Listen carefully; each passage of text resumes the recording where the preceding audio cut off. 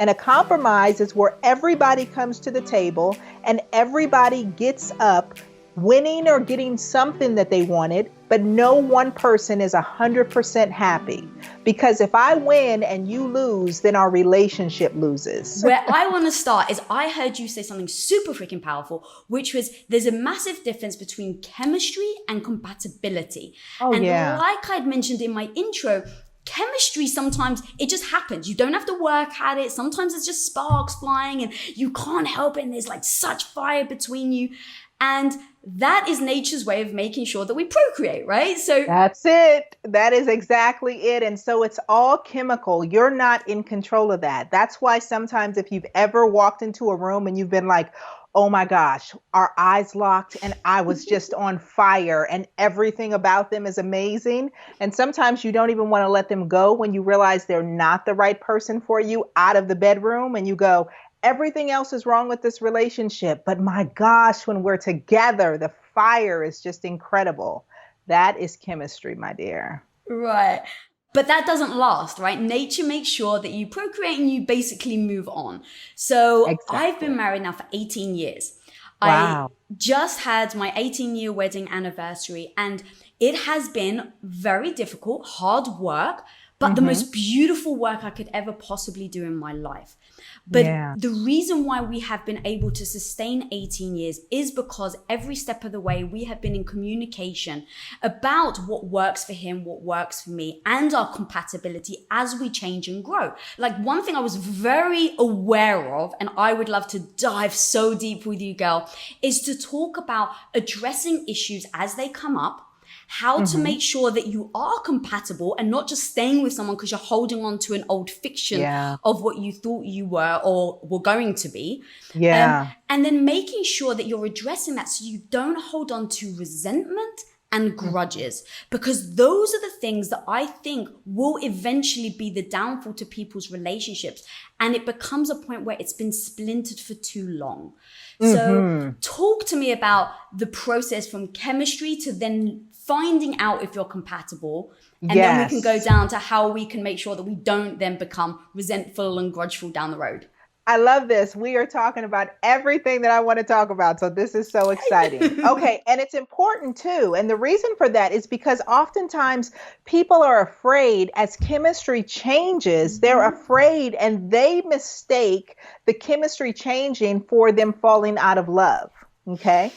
So what happens is when we first have initial chemistry, we call it NRE, which stands for new relationship energy. When we have new relationship energy with somebody that we first start dating, it's everything is incredible. Everything is amazing and intense. And our bodies literally respond to that chemistry.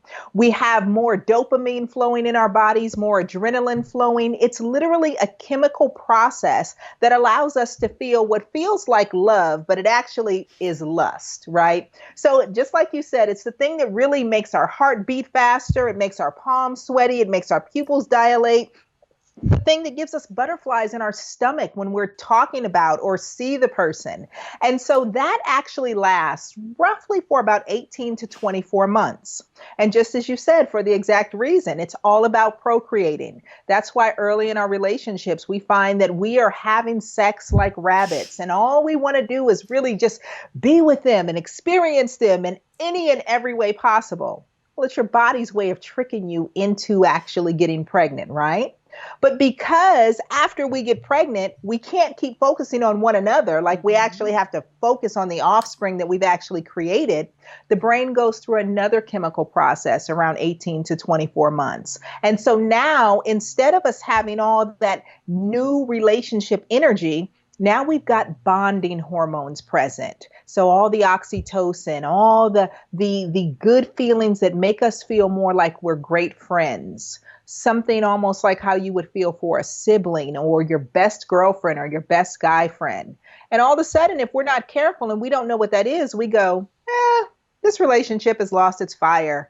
It doesn't really have the same flair. And some people will mistakenly go off to start other relationships in search of that new relationship energy.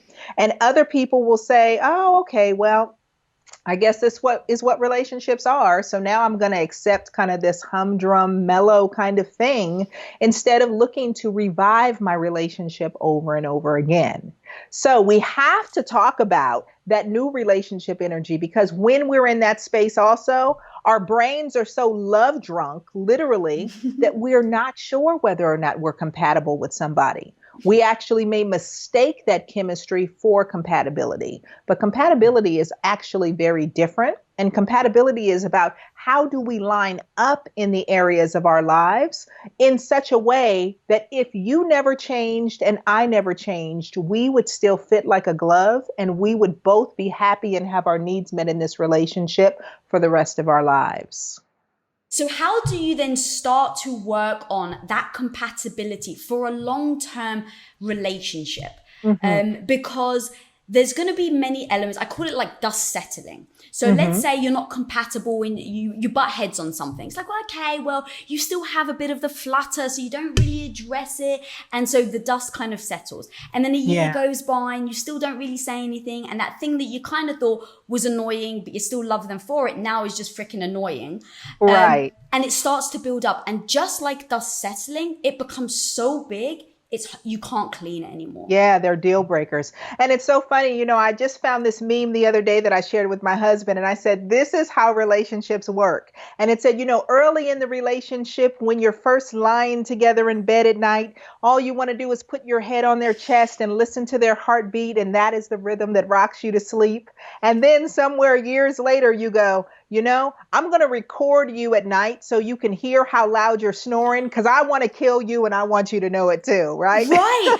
And that's the thing. It's like that didn't happen overnight, right? It's not like you woke up one day and went, oh, yesterday I loved it and now it just freaking annoys me. So where's the gap? Because that's, I think, something that people don't talk about enough, about how to avoid those little things that end up becoming like the biggest freaking splinter in your relationship. Yeah.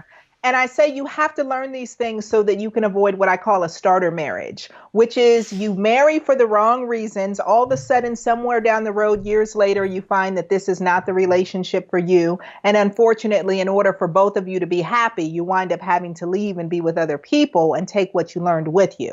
So these are the tools and the lessons that we really need to learn in order to avoid the starter marriage. Okay.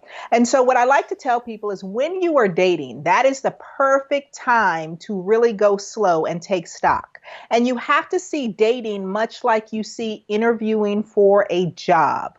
So if you've ever been a supervisor or a manager, I want you to think about dating in the very same way, because you are hiring for the most important position on earth. And that position is for your life mate. And that's how we have to see dating. We have to look at the individuals that we are dating as potential candidates to fill this position instead of dating thinking that this person is supposed to be our life mate. So unfortunately, we give boyfriends or girlfriends the husband or wife experience when we don't even know if we should be hiring them for that position. Okay, so it's got to be like a test drive. So when we're first interviewing people, they're like candidates and you go, well, tell me about yourself. Well, tell me where you're from. And you're thinking about them within context of your employment, right? In terms of the organization that you're thinking about having them come on board. You might like them and interview them a second time or a third time. You may have them meet other employees of the company in social settings over dinner or in the boardroom during meetings. Dating should be very similar to that, because what you're wanting to learn is who this person is. You're wanting to get past the representative, right? Because their representative is not who they are. Their representative is who they think you want them to be. So that's very important, because they're filtering you and trying to adjust while you're filtering them. So we've got all this early filtering going on, and we need to see them in different environments and then compare, do they actually appear to be who they say that they are over time, right? Because people will tell you one thing, but their behavior can tell you something completely different. It takes time in order to see that. And the hard part is, unfortunately, not only do we often jump in bed too quickly, And the reason why the jumping in bed is important is because the moment that we bring sex in, all of those hormones flood our systems and it clouds our judgment. Again, we go back to being love drunk. I literally am intoxicated the moment that I have sex with you, and I am not going to see you the same. So it's like going to bed at 2 with a 10 and then waking up at 10 with a 2. What do you They're mean not by that that? great. I don't. So if I'm partying, I'm having a great time. By the time I go to the club and it's 2 a.m., the person that I'm leaving with in my drunken state, in my high state, in my party state, they are a 10. It's 2 in the morning. I'm feeling great. Everything is wonderful. I am going home with a 10. Okay. Then at 10 in the morning, after all of those intoxicants have come out of my God. bloodstream and I'm sober and I roll over and I wake up with you and all of your makeup is on the pillowcase, or all of my fake hair as the man is on the pillowcase, and we've taken off all of the lashes and the nails, and I get to see you, all of a sudden I'm like, whoa, who are you? You're a 2. You are not a 10. You are a 2. You are not somebody that I would have actually dated. So we need to be able to see that person with a clear eye. And sex complicates that because it literally clouds our brain. It gives us a brain fog. So the longer that we can hold out on the sex, the more objective we can be about who the person is. That's important. The other part of this is we have to know that over time is what allows us to see a person in different situations. We can talk about theoretically whether or not we think we line up in a particular way, but having actual experiences where we're challenged to see who we are is totally different, which is why, to go back to the starter marriage, I often tell folks, if you really want to know who somebody is, divorce them, right? Or break up with them. Many people learn way more about a person at the end of a relationship than they did in the entire relationship. So it is not about time that heals all wounds or creates something different, but what you do with that time. So therefore, it is also important in terms of compatibility, how we date a person. If every time we date, we just go out to dinner and a movie, we're not having any conversation. How do I know about you? How do I know about how you handle challenges? How do I know how you handle being caught off guard? How do I know how you handle social settings? How do I know how you treat other people? If we only date in places and spaces that never really show me who you are, but now when we're together, I'm not dating you to just have fun nights. I'm dating you in places and spaces that require the full range of you to show up. If we don't ever exercise that point of who we are until we're already married, or until we've already moved in together, or we've already created children, or other kind of lifetime commitments that find us stuck together, we've created a whole set of problems for ourselves that now we may be resentful of. Now we may be frustrated with. Now we may become annoyed because I'm stuck with you in a different way, and I'm going to make different choices based upon those consequences that we've already created. Ladies, I know sometimes you worry that you're not good enough. Trust me, nobody knows that better than me. I spent almost a freaking decade having my soul sucked out of my body, doing something that I didn't love. Finally, even though I was scared to freaking death, I decided I was going to go for it. And I've ended up building the life of my dreams, a life I couldn't have imagined, because I realized that radical confidence is being afraid and doing it anyway. I wrote this book for you with 10 no BS lessons that you need to go from feeling stuck and frustrated to doing anything that you set your mind to.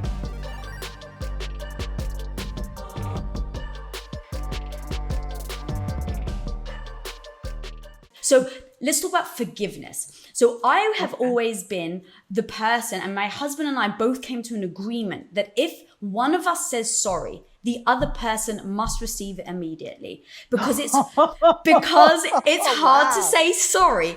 And so if someone's stepping out of their comfort zone and saying it, it's almost like you want to reward them for stepping out of their comfort zone. So saying sorry it needs to be received well. But I read a quote of yours that I'm going to read out loud that I think is so freaking awesome. It said, "You are not required to forgive, Contrary to popular opinion, you are not required to accept anybody's apology just because they offer it to you. Their expression of regret or remorse is theirs to express. Your choosing if, how, and even when to respond to their expression is entirely up to you. So talk to me about it, because it has been literally the antithesis of what I've been doing. Oh, I love this. Okay, so I say that before we can forgive, we have to first do our own self-care, and we have to heal before we can forgive. And I also believe that unfortunately, a lot of us have the wrong idea about forgiveness, because we somehow think that forgiveness means that I have to still continue in relationship with you. Forgiveness means that I have to continue to give you access to me. And I absolutely do not agree with that. I think I can forgive you and accept that that has happened to me and move on from my own healing, and still put up appropriate boundaries or barriers that says I choose to no longer engage you, right? And that is a very important thing, because I can say, you know what? I will forgive you. I will forgive you for violating my boundary, for causing a wound in me. But it does not change the fact that I am wounded. You know, and how I love to give this to people, right? I can say I have the best of intentions. I can say I didn't mean to hit you with my car, but it doesn't change the fact that if I hit you, that you're hurt.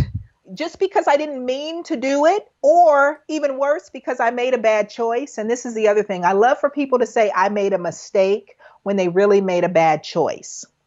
The bad choice is I did what I wanted to do at that time. And they go, oh, I'm sorry, I made a mistake. No, a mistake is like, I didn't mean to run over your foot because I miscalculated and I didn't see it there. That's different than I slept with somebody because the entire time I wanted that more in the moment than I wanted to honor my commitment to you. And because I chose me, that should not then put you under obligation to have to let me off the hook for that wounding, to have to move on from that wounding. And that's the other part, is that people want immediate forgiveness. They don't want forgiveness as part of a process to healing. They say, okay, I'm sorry. Okay, I said I'm sorry. That's it. You have to accept that I'm sorry, and let's just move on. But meanwhile, you're bleeding and wounded in the background, and that leaves you to have to do the work of your own healing by yourself. I think that that's so disingenuous. And so if somebody says, I recognize that I did something that wounded you, and I apologize for doing that. Now, how can I be there for us to tend to your wound? How do I make you whole again? And it's not simply by giving you lip service to say, I'm sorry. That's for you. That's not for me. I'm glad that you feel remorse or regret. Now let's tend to the wound that you created in me. For as long as that takes, and for however that looks like in order for me to heal. You don't get to decide that, and 2 words are not going to heal that. Girl, that's so true, because actually now, as you're talking, because we've been together for so long, we do things naturally now. We do that. It's, thank you for saying you're sorry. I really hear you. I appreciate it. I'm still actually upset, so just give me a while. And so it becomes it's not like, well, I'm sorry, so you got to forgive me and you got to pretend that nothing ever happened. Like, that doesn't solve anything, right? But it is give me the grace to work through the emotion of this. And the grace is the big part, right? Because I tell every couple, you know, if you're together forever, you are going to need grace. Yes. So treat the person how you want to be treated in the experience. Sometimes it's very easy for us to be the victim. Oh, no, you hurt me. Oh, okay. So no, remember, and I'm going to hold on to that, and I'm not going to allow myself to heal. I'm not going to allow myself to get over it. It's usually a very manipulating kind of thing, and it may be subconscious. We don't always do it because we want to, but sometimes when I'm wounded, you treat me differently. You treat me the way I really want to be treated. You give me extra attention. You talk more nicely to me. You're softer. You come home on time. You do things, and I want that to last. So maybe I want this pain to linger. I'm going to relish in it because there's a payoff, right? Or maybe I've learned somewhere, or I'm afraid that I let you off the hook too early. You're going to do it to me again. So I'm going to hold it over your head. I'm going to hold you hostage to it. I'm going to remind you over and over. Remember you did that thing. Remember I'm still hurt. Remember. And so we do that over and over. So the person goes, wow, okay, I really get it. Wow, that really affected you. Because we're trying to get a reaction from them, which is their understanding of the depth of the wound that they've caused. And we're afraid that if we let them off the hook too soon, then they will do it again.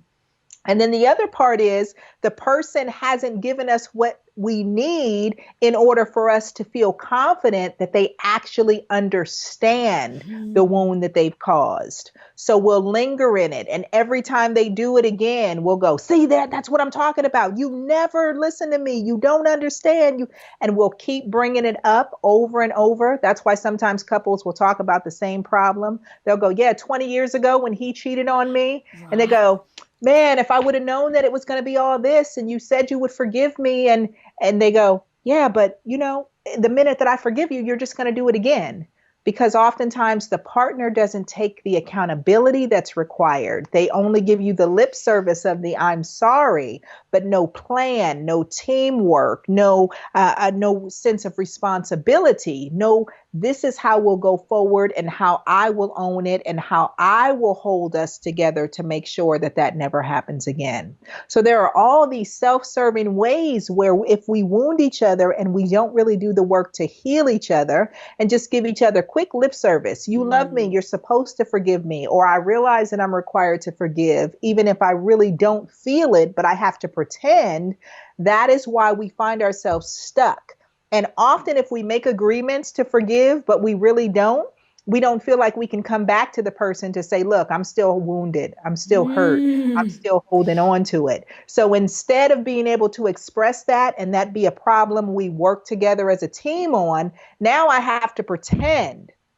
I have to pretend that we're okay because I made the agreement. So now I'm really resentful, but I can't talk about the real thing. So I'm going to yell at you about the trash and the dishes and you working too late and you doing everything else. So we have to give our relationship the space and breadth for transparency, for honesty, and for humanness to be able to say, listen, I know I made an agreement with you, but that's when I thought I could do a certain thing. Now that I'm checking into who I am and what I'm actually feeling and what I actually need, I can't honor that agreement. And so now we need to consider that we need to do things a new way for our relationship. Because again, there's you, your partner, and the relationship. I can't give this relationship what I agreed to. So you and I have to come up with a new agreement that works for our relationship. My husband and I have one agreement, and it's to use a word, important to me. If you say that important, we probably say it 2 or 3 times a year because it means if I say it, you have to drop everything and not even ask why. We've just got that agreement. We don't abuse the word, so we use it very sparingly. And only once in 18 years have we clashed and we both said it was important and he didn't come over to my side. And so in that moment, I was like, it was a very emotional moment. I broke down. I said, I need you. I don't think I've ever needed you more than I need you now. It is important. And he was going through similar emotions. And so he's like, I can't be there for you. I have to go on this trip. And the trip was so important to him that we collided. And I was like, this is that moment. This is that moment that if I do not let go of it, if I do not process what we are going through right now, and I do not accept what has happened, discuss it, of course, talk through it. What are we going to do next time? All of that. But now it becomes well, why should he come to my side? Why am I not willing to go to his? So it doesn't just go one way, Lisa. It goes both ways. And now I have to actively forgive him wholeheartedly because like you said, I could tell within just humans and myself that if in 5 years I ask him to be there for me and for whatever reason he's not, I'll be like, see, you did it again. And he'd be like, what do you mean I did it again? So, so how do you work through the forgiveness? And it's not really forgetting. It's, let's say, learning from it instead of holding on to it. So there's a difference, right? I tell people all the time, you'll never forget anything in a relationship. Right. Listen, especially as women, right? We're like elephant brains. We can remember everything, right? But the key is not to forget, but to pay attention to how it makes us feel. And if we're still holding on to negative energy about a thing, then that means that we need to heal it. Okay. Every relationship has scars. Scars are okay because scars are the testimony to what you survived. Scars are perfectly fine. Open wounds, though, over time will fester, will become toxic, and that will kill a relationship. They're the things that when I'm working with couples, they'll go, I really should have left you 10 years ago because I Right. knew that moment, that changed everything. That changed for me the way that I saw you. I was never the same with you again. Yes, I was here, but I never trusted you the same. I never could open up to you the same. Our lovemaking was different. Our respect level, how we talked, we started to go our separate ways. Everything changed. Like they can find those defining moments where they unfortunately didn't do what they needed to do in order to heal the relationship. And this is why I strive to just drive home the point over and over that your relationship is different from you and your partner. There are things that you both need as individuals, and sometimes those things will be different than what's in the best interest of your relationship. And so how you have a successful relationship and not just be two individuals living under the same roof, getting your needs met individually from each other, sometimes together and other times separately, is by committing to working in partnership to always do what's in the best interest of your relationship. And if you don't have those agreements, I tell couples all the time, when you're in conflict, 99.999999999% of the time, it's because you don't have an agreement for how your relationship is supposed to function in that area. So you're operating according to what you want or what you think is best. They're operating according to what they want or what they think is best, but you've never come to an agreement. So this is where I am. This is where you are. Now, what's in the best interest of our relationship? Okay, so this is how we are going to function. So a great example is like, let's say that you are a home in bed, set the security alarm on your home every night by 10 p.m. and you like to feel safe and know that everybody is accounted for. But your partner is a party animal. They love to go out. They love to come up with the sun. They'll go to the nightclubs all night long. Then they want to go and have a nightcap. Then they want to go have early morning breakfast. And so they want to come in the house at 6 or 7 o'clock in the morning. And you think that is absolutely unacceptable. That is absolutely unacceptable. And your partner thinks, well, I'm not coming in at 10 o'clock at night. That's absolutely unacceptable that you want to control and contain me. So now we have to compromise. And a compromise is where everybody comes to the table and everybody gets up winning or getting something that they wanted, but no one person is 100% happy. Because if I win and you lose, then our relationship loses. So we both have to give, we both have to get, and we both have to feel like we've gotten something equally. So perhaps if I'm a 10 person and you're a 6, well, I'm not willing to let you stay out till 6, but maybe 2 o'clock I could see my way to. Okay, well, I'm a 6 and I'm not doing 10, but maybe I could do 3. Okay, so you say 2 and I say 3. How about 2:30? Right?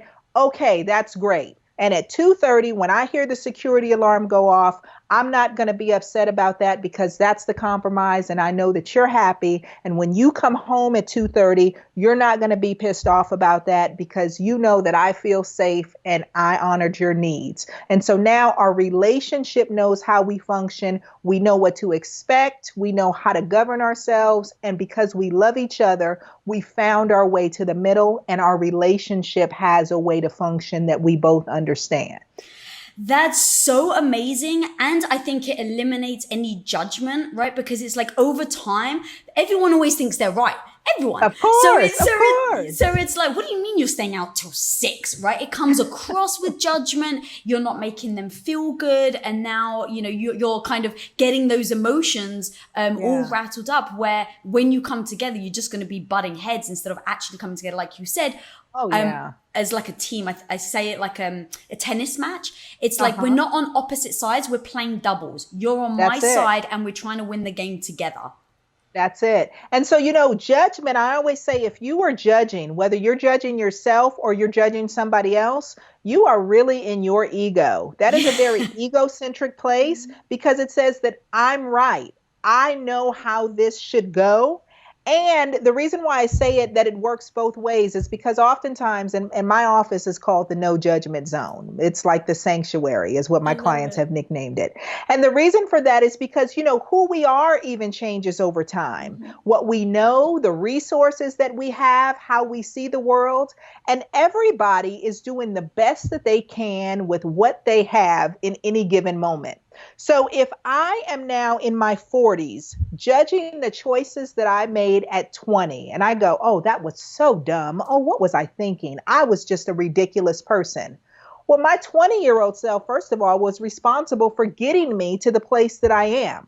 And they had to figure out how to do that with way less resources, way less know-how, way less knowledge than this 40-year-old. So how dare I judge me back then that did the best that they could and somehow it worked out, right? Because here I am, Yeah. and they're the ones that got me there.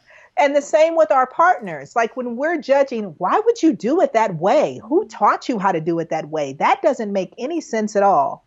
Well, if they've been doing it that way all the way up until they met you, and somehow it's been enough to get them not only to where they are, but has made them who they are to the point that you were attracted to them, it was enough for you to choose them.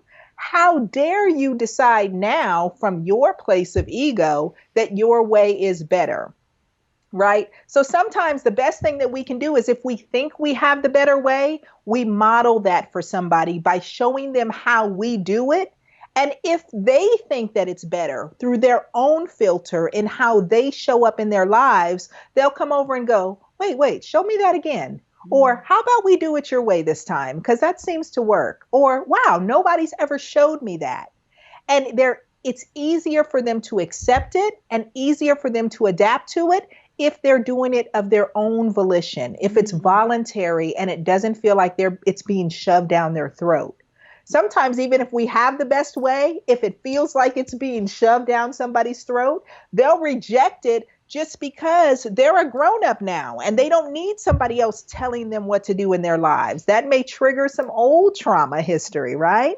And so we have to be careful with how we give people who we are. Instead of asking or requiring them to take on our way, we're coming into a relationship. Part of that is for us to give them the space to meet our needs and to give us a different experience. That's why we're choosing partnership. We're not choosing us to be in relationship with. So, but what happens though, especially let's say someone like me who's married young, you change over time. And so certain things that, may come up as your partner is changing becomes more and more irritable. But again, it's like, well, we've been together for 5 years or whatever. And so you often make excuses for the little things that start to frustrate you, only for it to then build. So let's say someone hasn't, is in the middle of their relationship. And so what you have just said has already passed. They're stuck. They're like, stuck. We're together. Exactly. You're stuck with me. Especially while we're in quarantine and things like that. So how would you then advise somebody? In fact, here's a question. If you have some animosity or resentment or grudge, whatever word you want to use towards someone, whose responsibility is it to get over it? Okay. So the real answer to that is that it's both of your problem, because there are 3 parts to this scenario. There's you, there's your partner, and there's the relationship. And the relationship is its own living, breathing entity. And it's up to the 2 of you to constantly work together in partnership to resolve the problems in your relationship. So I often tell people, you are not the problem and your partner is not the problem. The problems are the problem, and it's up to the 2 of you to work together as a team to solve the problems. What typically happens, though, is when one of us is frustrated about a thing, we personalize it and blame the person, right? You are the thing that's making me feel this way.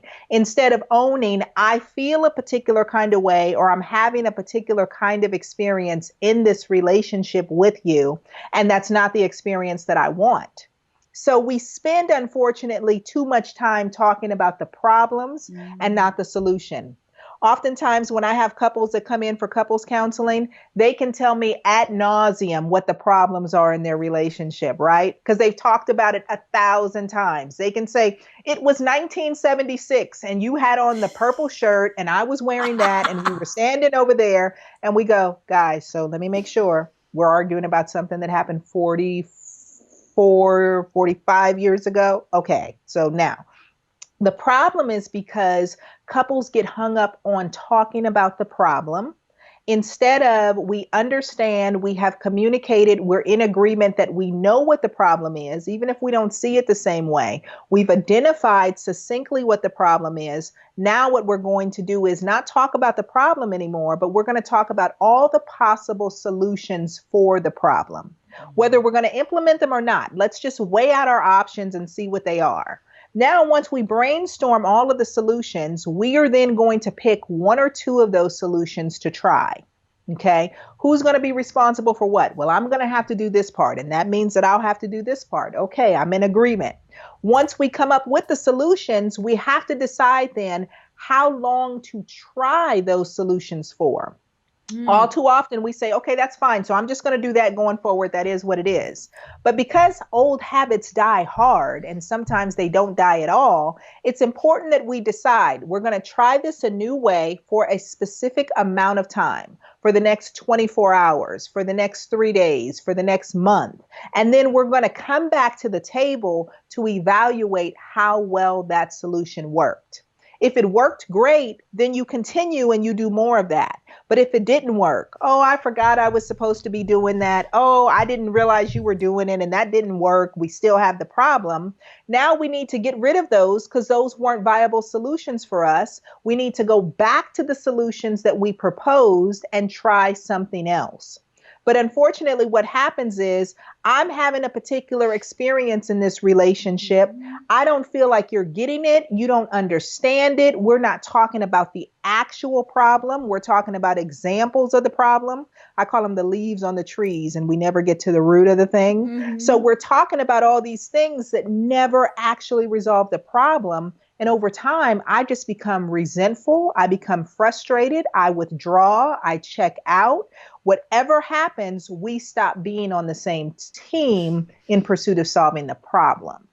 Oh my God, so true. And the fact that you put emotion and you connect emotion to all this, like forget it, right? It's just, It becomes this perpetual, like, no, you did this and you did this. And it becomes the blaming game. And what I so freaking love about what you just laid out is it's so binary. It's let's do this. Let's test it for 24 hours. Let's come back together and let's see how we feel. Did we do it or not? Yes, we did it. Did it work? No. Cool. Move on. Right? It's like, it's such a business mind as well. And I love it because it removes the emotion of whatever you're feeling right then, which can cloud how you are approaching the solution.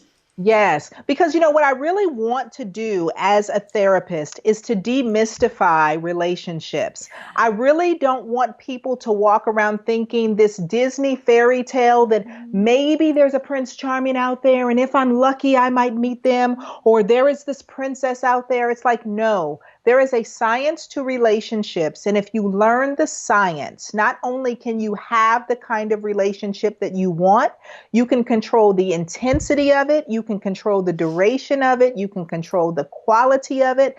There is a science to every single thing. We just haven't learned how to do it. So I like to break it down into very pragmatic ways for people to go, oh my gosh, this makes sense to me. Oh, wait a minute. I thought they were the problem. Wait, I'm the problem. I haven't learned how to do it right. I'm not talking about the right thing. I'm not communicating the right thing in order to get what it is that I want. Everything starts with us as the individual and then radiates outward. And if you don't understand that, that's because either you haven't learned to be connected to all the parts of yourself, or somewhere along the line, somebody told you that what you needed and wanted wasn't important enough for you to express and advocate for you getting what you want in order to be happy. That is so true. How much of our past carries over into that. So whether it be Oh, past yes. relationships or even just parents and Oh, teachers. it go to childhood, to grandparent stuff, to great grandparent stuff. Like we learn how to come into relationship through the presence or the absence of the people in our lives, whether it's our parents being in relationship and how they did it, step parents and extras, parents staying single. Quality of relationship, we learn how to do it. And then as adults, we're just simply reenacting the same patterns over and over from our past. That is so true. The advice my grandmother gave me just before I got married, I'm Greek, so she came from a tiny village, this really, really old Greek woman, can't speak a word of English. And she pulls me aside and she's like, look, if Tom has to hit you, don't worry, it probably means you deserve it. My grandmother. And so it's like, I understand where she comes from. So I actually just thought it was quite funny. But there is something actually heartbreaking to it in that that's the belief that she had growing up. And what if I was born, not in London, but what if I was born in that same village? Right. I wouldn't have thought of it as, oh, yeah, you're so cute. I would have gone, oh, okay. So I love what you're saying about it just not being your parents, but basically where you come from, where your parents have come from, your great-grandparents. And how tightly you're still connected to that. Because like you said, had you still been there, had you still been a part of that culture, it may have been supported in a different way. Yeah. So if you were in a situation and your partner struck you, you may be supported in a different way. People might say, girlfriend, you don't have to take that. Let us help you. Let us rescue you. And all of a sudden you go, okay, I matter and that's not acceptable. But had you been back there, then it might have been, well, what did you do? Yes. Well, go back and apologize, right? That teaches you a different experience. And that's what I so freaking love about you, your message and everything you do, because you eliminate the emotion when you're giving people advice. And it's so tactical that no matter where you're from, what your beliefs are, you do the try this and this, right? And so it's like you're kind of able to cross all these boundaries and all these other people's beliefs and visions of what they think a relationship should be, can be. And you're kind of just breaking that down with very tactical guidelines. And which I think is so impactful, girl. Like, that's so freaking amazing. Oh, that's so awesome. Listen, I tell people at the end of the day, we all are human beings. And to break us down into our smallest parts, there are 3 parts of ourselves, okay? There are our feelings, our thoughts, and our behaviors, okay? Your feelings are your body's alarm systems to what you need, okay? So, for example, if I'm cold, that's a feeling. If I'm hungry, that's a feeling. If I'm horny, that's a feeling. Everything that we are boils down to our feelings of what we need. Our thought process are the strategies that we think about in order to get our needs or our feelings met. Okay. And our behaviors are what we execute, the strategies that we execute, all in pursuit of getting our need met. So, for example, if I'm hungry, I may then think, okay, so I'm hungry. How am I going to no longer be hungry? Well, I could go in the kitchen and cook. I could go to the local deli and go buy something. Okay, yeah, I'm tired, so I'm going to just go buy something. So then we get up and we go down the street and we buy what it is that we need in order to satisfy the hunger.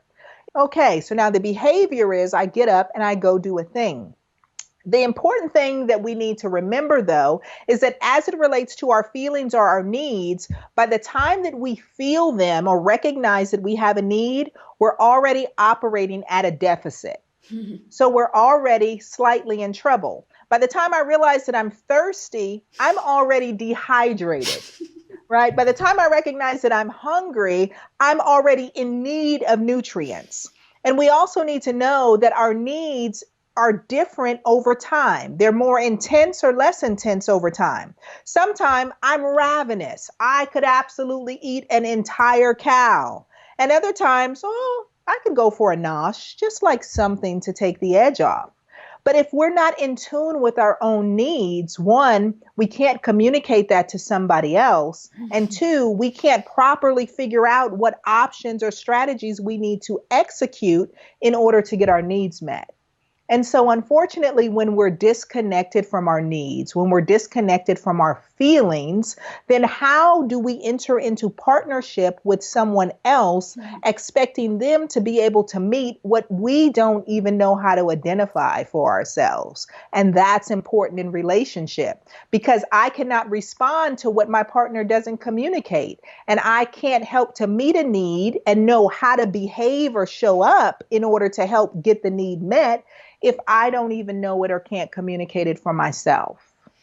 That's amazing. But what happens if the wiring is crossed? So you say, okay, I feel really lonely. So or like I'm feeling lonely, so I go to a bar. Right. And so my behavior is, I feel lonely. So my behavior is, let's find someone to not be lonely with. So let's say you pick someone up and then you realize the next day that didn't fill the hole that you thought it would. And so now your behaviors, your feelings, and your thoughts all are actually working against each other instead of working for each other. So they're out of sync, right? Yeah. So that means that I'm executing the wrong strategies, which oftentimes is the problem.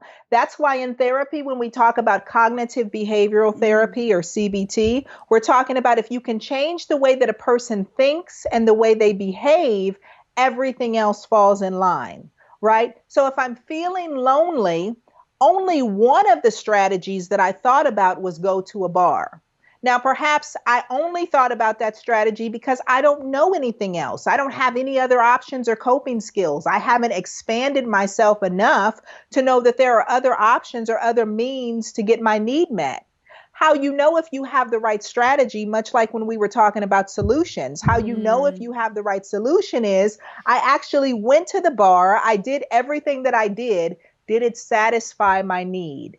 If it didn't, then I need to go back to the drawing board and how I'm thinking about getting the need met. And sometimes I have other options that I've thought about, but I haven't tried them, or I need some help. Maybe some professional help, maybe my social support, friends, family, maybe some online learning, but I need to figure out some new strategies and how to meet people to satisfy this cure for loneliness. And sometimes it becomes so convoluted because we may have trauma or other experiences where there are other needs that have to be met before that need can even be touched. So perhaps if I have abandonment issues or if I have a trauma history, perhaps the reason why I feel lonely is because I can't execute the right behaviors in order to connect with people. I go to bars when I should be going to bookstores. I talk to guys when I should be talking to girls. I'm thinking sex when I need to be thinking emotional intimacy. But I'm thinking about and executing the wrong behaviors that are not meeting my needs. We will have conversations and say things to ourselves about ourselves that we would never dream of saying to a stranger. We talk horribly about ourselves in ways that we wouldn't even talk about people that we don't like. And so if we would do that to ourselves, then we actually become our own worst enemy. And what's so bad about that is because we're in our own head 24/7. We record these stories and this music that comes to play in the background of who we are our entire lives. And nobody else can free us from that. Nobody else can break us from that. It's why our partners can say, "Oh my gosh, you look absolutely lovely today." And you go, "No, I don't. My hair is too frizzy and I didn't put on my makeup right." We become these self-deprecating people because of the conversations that we're having with ourselves all the time from a place of judgment instead of from a place of love and from a place of embracing and moving forward, constantly knowing every day I'm one step closer to being a better version of myself if I give myself the grace, the space, and the love to do so. We give it to our partners before we give it to ourselves even. Right. But if I'm holding myself to such high regard, if I'm super critical of myself, what happens is we get into this process where we go, "Well, I'm not treating you any different than I'm treating myself. I wouldn't ask anything of you that I don't ask of myself." And so if we're super critical, if we're super judgmental, then we automatically get up on this pedestal and expect our partners to meet us there because we're constantly working so hard instead of giving ourselves grace not to know everything, to be able to change what we thought we knew, to expand past and grow past what we've already come to know, and to be open to new possibilities that we don't have to have it all figured out. We don't have to know everything. And the more open that we are to not knowing, the more we actually learn. Oh, spirit girl, you're freaking amazing. Like everything, because, but I mean, look, relationships is something I absolutely love talking about, but it never occurred to me until I got into my own relationship, how much of a successful relationship depends on you. Oh, absolutely. You cannot have a successful relationship if you're not a successful you, because you'll go into the relationship making somebody else, one, the center of your world when they should be an enhancement to it. You know, I tell my clients all the time, you have to be having an amazing life and be in progress. And you have to be so far into your enjoyment and your peace that when somebody wants to come in and be a part of that, you go, okay, wait, hold on. Because I have to tread lightly. I am so good with what my world is and how it's set up that I don't want to bring anything that would disrupt this peace, right? So that's important. They can't become the center of your joy or your world. And then the other part is they can't become responsible for meeting your need. Because again, you have to know your own need. You have to strategize and you have to behave in such a way. So they cannot be the person that does that. So unfortunately, so many of us come into relationships looking to be healed, looking to be fulfilled, looking to be taken care of, looking for the other person to give us the experience that we really should be coming into relationships to give ourselves. You could try to give me the world, but if I'm not happy within, if I'm not complete within, I don't care if you came in the house and gave me 1,000 roses and 1,000 kisses each and every day. If I can't receive it, if I can't embrace it, or if I don't even need it, it's not going to move the needle at all. So I have to know what I need. I have to be able to communicate what I'm going to do in order to execute getting the need met. And then I have to be able to have this kind of go back and forth with you, knowing that it's constantly changing in intensity. It's constantly changing in quality. I'm constantly growing and changing. And we have to be in communication with each other to make sure that as we ebb and flow and change and grow, that we're constantly moving in the same direction in our relationship. Hell yeah, girl. Okay, so if someone is in that situation right now where they haven't been ebbing and flowing, they haven't been communicating, and they're starting to feel the dust settle, what are 3 things that they can do immediately in order to start to unwind that? Okay, so first and foremost, we have to acknowledge, we have to be willing to acknowledge the ugly, the hard, the scary, to be able to verbalize between each other that we have a problem. Okay, because we cannot change what we will not acknowledge. So if we're walking around acting a certain way, recognizing that something is wrong, but we've never verbalized, Houston, we have a problem. We have to be willing to do that. Having the courage and realizing that neither of you are the problem, right? So we have to talk about that we have a problem so that we can work together to solve the problem. Okay. The other part of this is that we have to be honest with each other about whether or not we are still motivated to solve the problem. It takes, oh yes, because listen, sometimes we're already out the door. Yeah. Sometimes we've already done our healing work and we are over this relationship. Or we've been so wounded that we know ourselves well enough to know, I don't care what you do. I don't care what you say. We are long past the point of return. I won't ever be able to feel for you the way I need to in order to be happy in this relationship.